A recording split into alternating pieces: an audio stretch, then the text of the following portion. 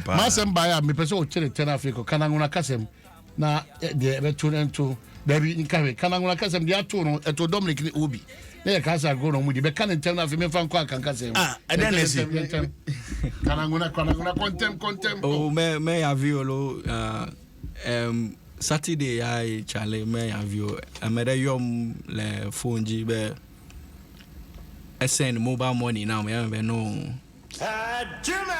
no me receive another case ball vo later ya me cat call later ya nyonu de yo play landline enya yo ku ebe o amedo yom fifila be me send money mobile money now scam so nyota aton gbara unya he wa track am yo ko de o le tai it was serious Kwabna anape uba so beton because mama chem say sampan chem mama chem but asem na si do mama man to he nanu fiada omo de Obi and Dominic omo twi omo 3200 hey omo twi tete so srawo de ko wow na de wo ho anura Frank Kofiche Asempa ono kasa no chairman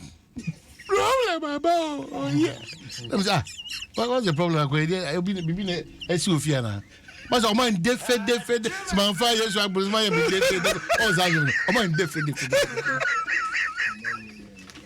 my brother any be sem dey kanu no but governor bosumi esim ni Christmas everything is at work. What is their modus operandi ni akan no me say oh hanu enya call no oh me send sika o man ni kwabna stantisi means bajo Mr.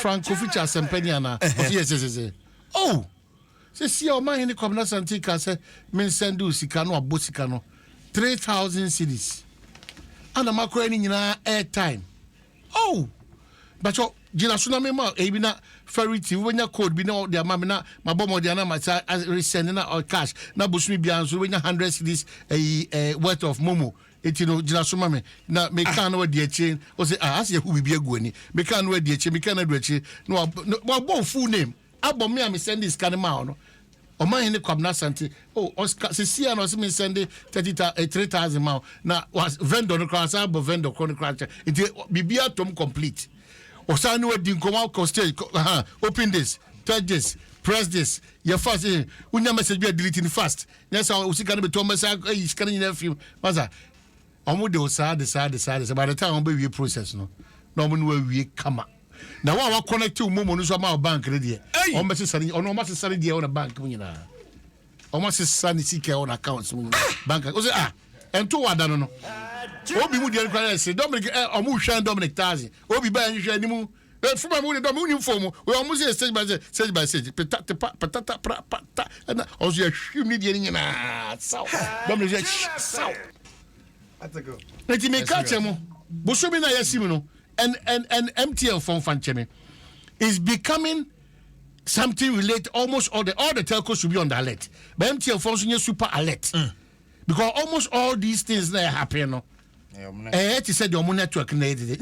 We are unable to conclude that some of their workers possible and a bank for no sooner. And no one say, oh, CJ Okoiska or bank, and if I be the banky, yeah, who be a sub-7 parina.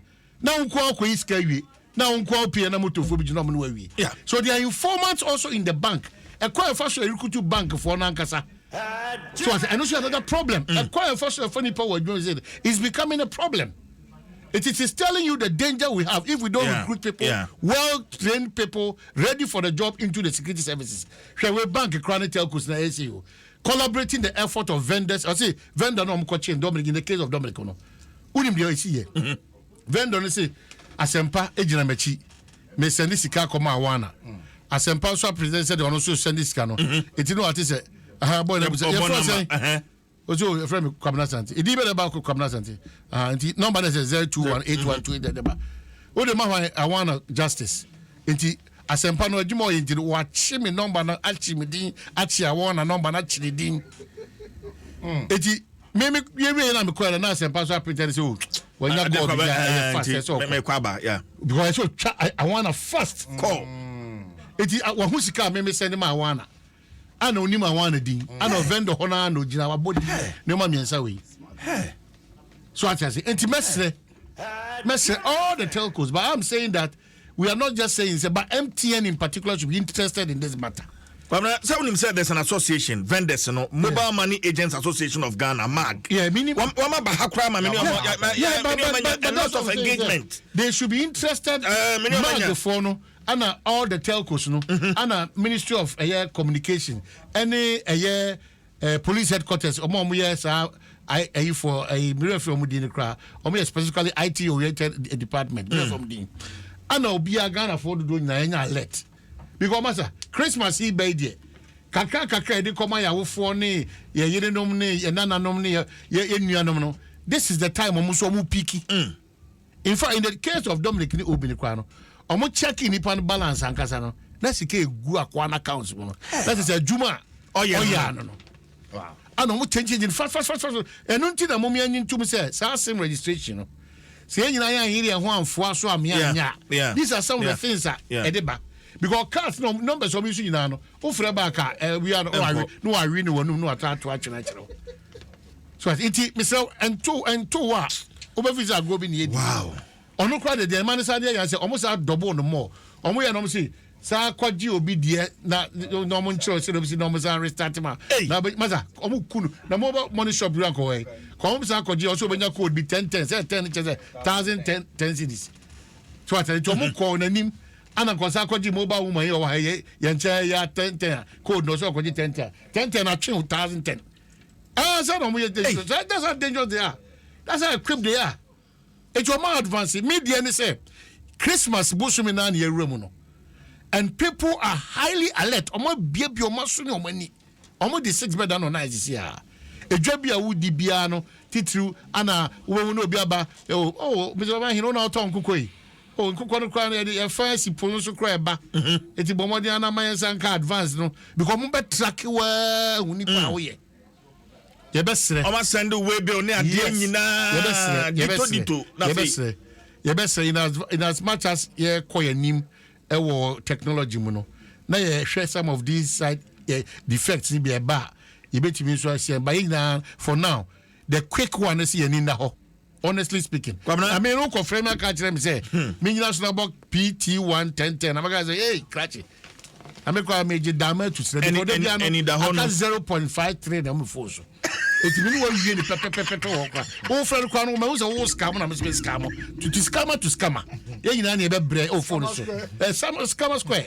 Elvis do say Ajima on Facebook because say I blame MTN and their staff. No, you cannot entirely. Yes. You know, you cannot entirely. Yes. Because how can I receive money from America and within a second someone will call me with this kind of tricks? And who notified them with the transfer I received from USA through Momo? A little bit suspicious. Yeah. But you cannot be emphatic, say. So what I say.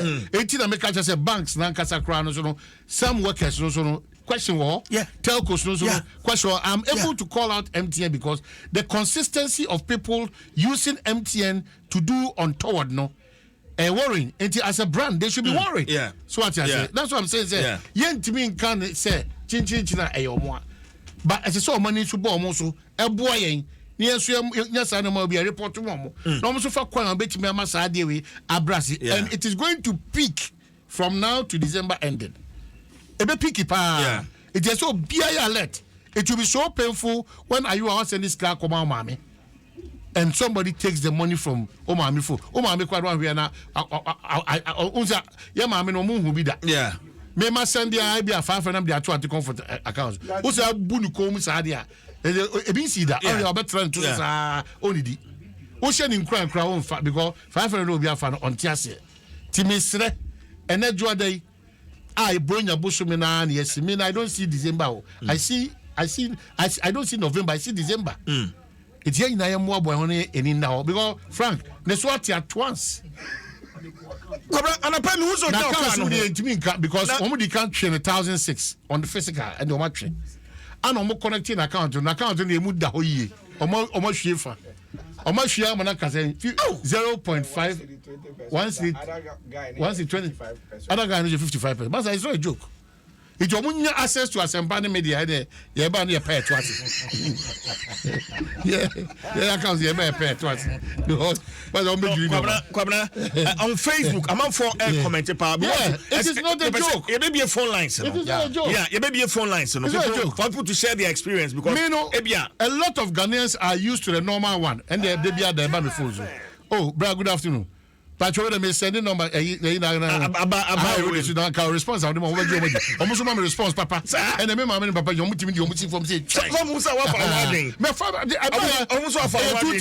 So I made him audio Yanko Police Headquarters, and I shall MTN Headquarters. Omoyo MTN ho we na ma sampa many we. And as a police headquarters, cyber unit for no. Omoji no money we and ma so we dey ampa any wrong person. Omama genuinely kwa no. Amount phone so mo dey call wrongly to people's phone. And also be a problem. Yeah. Genuinely. Yeah. So it is genuinely. Kofi Asimaku Saltpon on Facebook. Or say some MTN staff are part of this fraud. Well. The last time they duped my sister 1,000 Ghana cedis. Well, we cannot be emphatic. I still insist. Yeah. We can only suggest. He said the name and the brand is still shooting up. Yeah. One is about these monies, Momo scam. No? I think so they should be worried. Yeah. And should come for explanations. And then they know that you go into any other way. More, and it's very worrying. Yeah.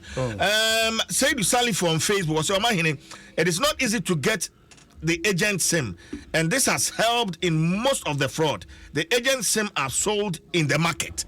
Agent no SIM no, vendor no SIM no. Kanena ke ho den pan so nei. Ebu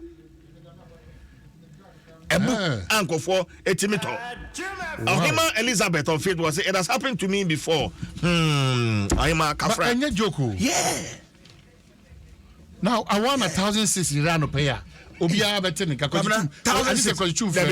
I wanna can be 100 Ghana. I think was true friend. Now no pen am kwemi say gramukaze. E die say no kra no. We no sika ho ya na. Inti ya ka so bi for 20,000 crown ma say. Omo mo ti say afia wan kwa ne eyi ya ka say diamond chase. O say den o ka den. Me na 20,000. Ay! Hey! 20,000. 200 million. Hey, what's that? Me say, I'm saying na mbo no 20,000. Kwamna, o dey nka 200 net 300 bia na dey from man to man for the all right, Madam say, let's be positive for the week. Let's be positive for the country, and let's be positive for ourselves. Iti mesremo amadaroma muhu ni omebi ekoso enya. Munyi the needed authorities na suti. Na mo am my Ghana na yenyi na pese chichire na fa ntuma pefra no. Yetima chichire na fa ntuma pefra. Mechia obia misi hachia obia Telegram. Misi hachia obia. Anu a Telegram. Misi hachia obia. Na one more time no so no the brightness of this day has given me the great opportunity to write you in this legend. Don't leave me in the middle of the sea because you know I'm not a good swimmer. We are member rap now. Jim FM 106.3.